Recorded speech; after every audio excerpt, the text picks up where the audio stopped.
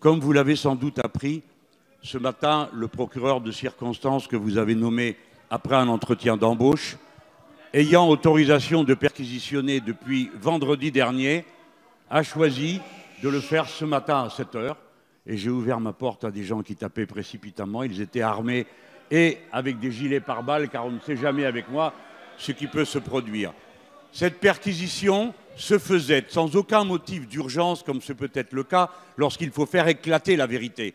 Car la plainte initiale date d'il y a un an de quelqu'un qui a dit elle-même que c'était une plaisanterie pour complaire à Mme Le Pen, qui ne lui avait d'ailleurs rien demandé, et qu'elle me dénonçait pour cela.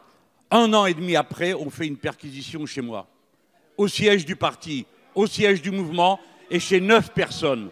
Je ne me plains pas d'être perquisitionné, je me plains de cette mise en scène et du résultat concret auquel nous arrivons.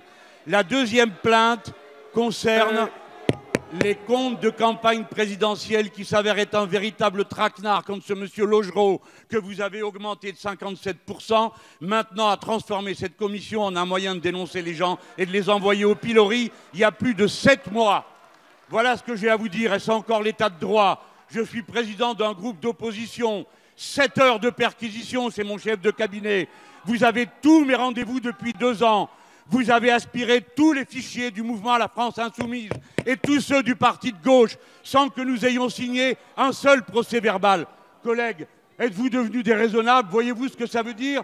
Vous sentez-vous solidaire de procéder pareil? Vous en êtes à hurler maintenant, mais vous ne vous rendez plus compte. Ce n'est plus de la justice, ce n'est plus de la police. Ma question, les motifs infamants pour lesquels vous prétendez nous poursuivre. La parole est à monsieur le Premier ministre.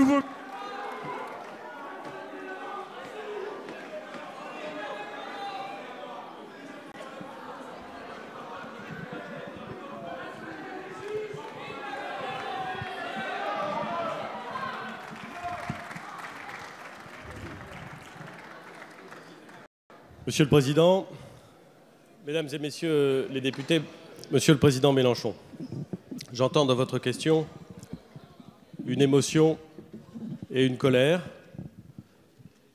que je crois pouvoir comprendre.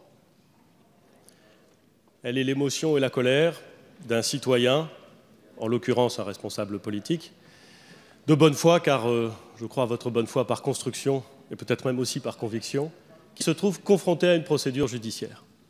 Vous n'êtes pas le premier, Monsieur le Président Mélenchon, à subir cette émotion et cette colère confrontée de bonne foi à une procédure judiciaire, et vous le savez. Mais je veux dire,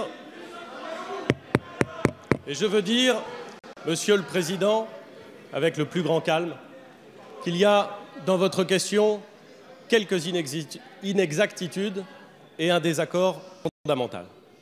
L'inexactitude, Monsieur le Président, et je crois que vous le reconnaîtrez bien volontiers, c'est que l'acte qui a été réalisé ce matin, la perquisition qui a été réalisée ce matin, n'a pas été demandé par, entre guillemets, je vous cite, un procureur que j'aurais nommé après un entretien préalable. Le procureur de Paris, Monsieur le Président Mélenchon, a été nommé bien avant que je sois moi-même nommé Premier ministre, et vous le savez parfaitement.